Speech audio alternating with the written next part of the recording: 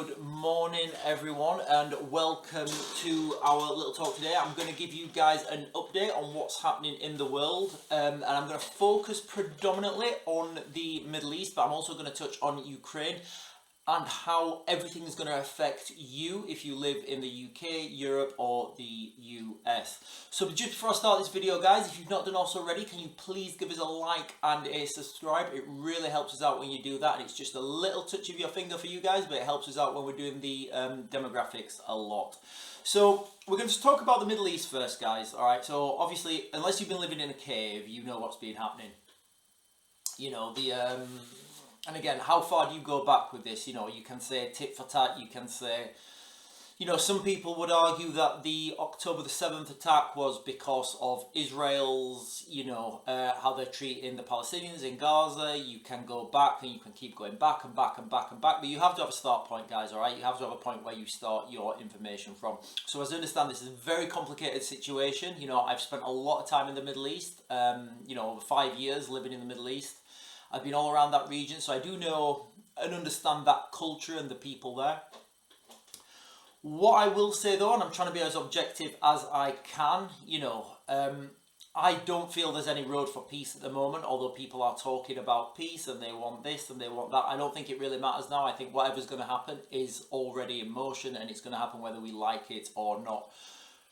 So what I want to do is cast your minds back to the 7th of October, and if you've been following our other channel, I said straight away on the 7th of October attack, I said, right, this smells like Iran. If Iran closed the Strait of Hormuz, this is just going to send prices of everything skyrocketing.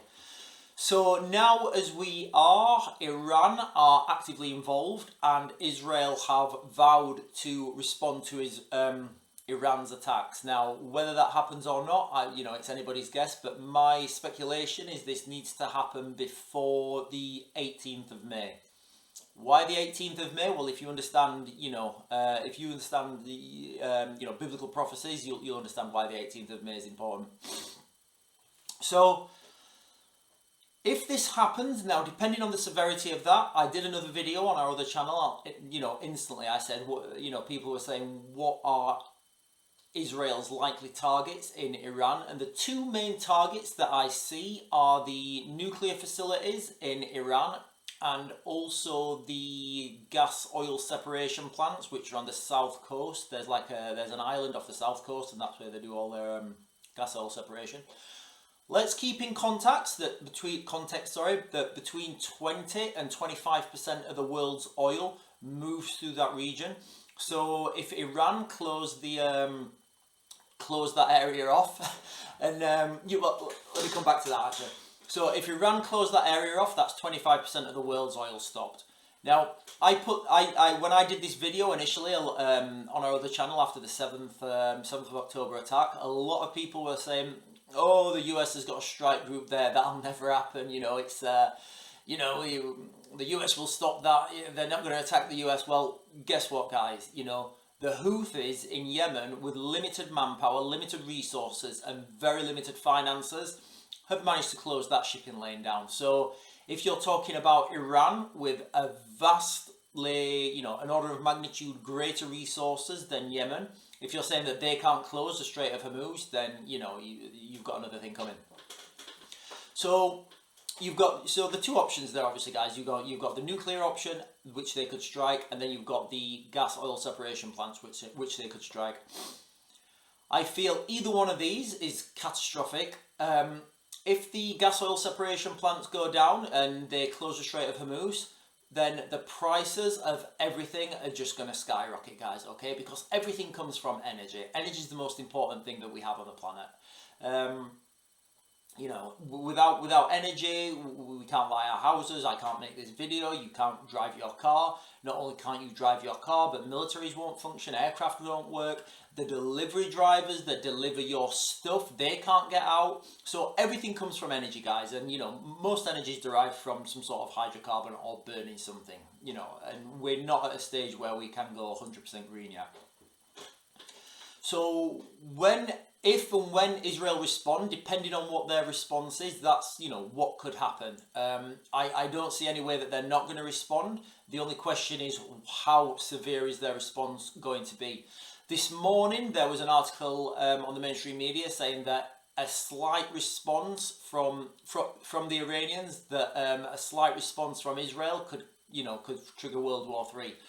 You know, so that's where we are in the world at the moment, guys. So they're the two responses. Now, as a backdrop to that, we've still got the, if you're in the UK, we've still got the conflicts, and nobody's talking about this. We've still got the conflicts with Gibraltar, and we've still got the conflicts with the Falklands. By conflicts, I mean diplomatic conversations and diplomatic movement to take back control of these, of these regions. Remember, guys, I've said this a lot. The British Empire built its empire on controlling the access points into regions. Gibraltar and the Falklands are two huge access points. So obviously Gibraltar is the access point to the Mediterranean. By de facto, that is a gateway into Israel and into the Middle East. The Falklands is the gateway to Antarctica, and again, whoever controls the Falklands controls Antarctica.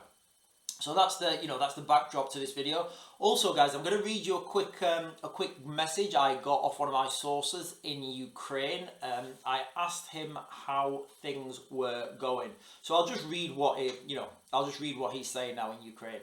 So he said, I said to him, "Hey mates, how's things in Ukraine?" He said, "Bad. With what's going on, I think our country stands no chance against the Russians.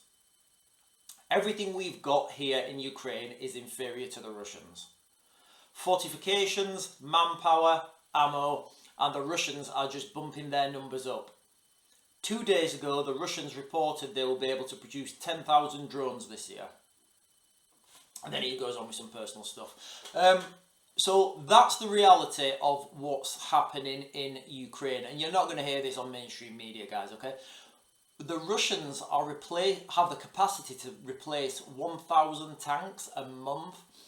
Guys, it's very difficult to put those numbers into context. If you're in the UK, I think we have 200 tanks and only 150 of them are, reported operational. And you could question whether those 150 are operational. Now, what's going to happen if Ukraine falls? If Ukraine falls, people will lose faith in the West, and everything's about money, guys. It's always about money. And I don't mean that, although there may be some fat cat there, sat there, and they're just wanting, like a big controller, and they're saying, "Oh, this costs this much, and this costs this much." You've got to look at the human factor. People don't work unless they're getting paid. And if people are not getting paid, they're not going to work. So if this war in Ukraine falls to the Russians and Ukraine falls, then people will lose faith in the euro, they lose faith in the pound, they'll lose faith, more importantly, in the dollar. And once that happens, that will make rise for another currency to take over. And after that, guys, everything's, there's nothing off the table, because I feel at the moment we really are heading into a World War III scenario. And it doesn't look, from my analysis, that there's any ways out of that, guys. Guys, that's what I think. Let me know in the comments if you think I'm right or wrong. Remember, we've got 2 platforms now. I'm going to try and do 2 videos on here. Every day I'm going to try and do a morning update and an afternoon update. I've even got a little thumbnail to put on there, but guys, do not ask me to do one of these soy boy faces, because it's just not happening. Raven does not do soy boy faces.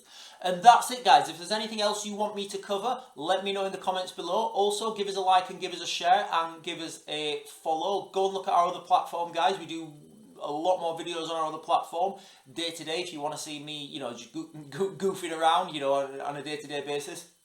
And that is it, guys. So I look forward to seeing you later on today.